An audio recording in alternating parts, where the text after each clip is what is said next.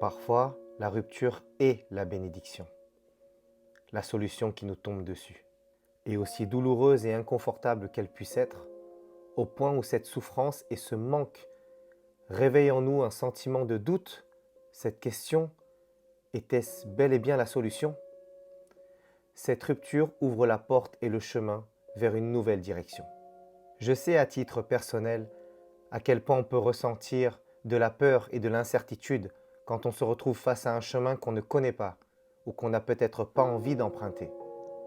Seul, sans cette personne qu'on a tant aimée ou qu'on a cru avoir aimée, sans cette personne avec qui on s'est tant engagé et projeté, cette personne pour qui on a tout donné et à travers laquelle on a vécu, qu'on a tant aimé à un point de s'être oublié et s'être perdu, avec qui on a partagé tant de choses, des hauts et des bas, avec qui on pensait construire un avenir sans se douter qu'on serait laissé si facilement et sans qu'elle ne revienne sur ses pas.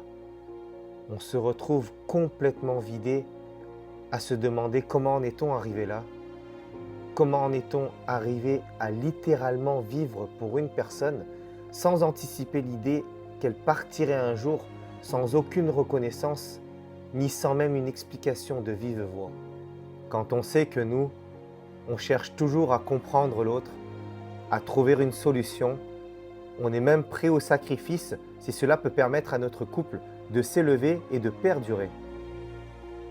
On pensait même, ou du moins on avait espoir, que l'autre avait la même intention et qu'elle y mettrait du sien le temps venu pour elle de prouver son amour et sa volonté. Mais on se retrouve là, seul, dans l'incompréhension, prisonnier de nos pensées, de ces moments ensemble et de ces souvenirs.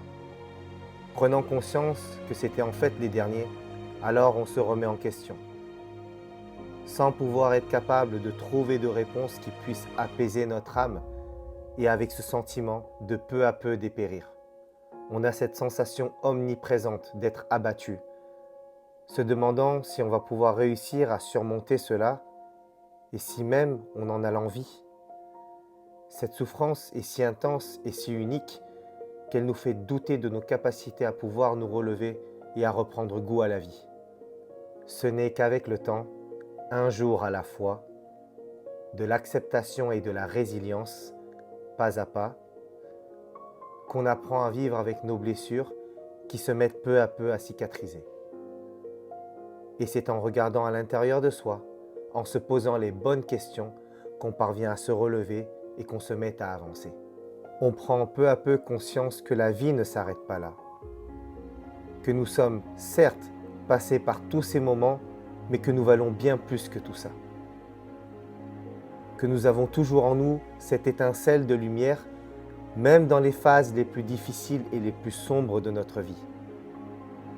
Et que l'éclaircie vient toujours après la pluie. Enfin, je vous demande de retenir cette phrase que j'ai récemment partagée à cette personne qui m'est chère, qui se reconnaîtra et dont cette vidéo s'est inspirée.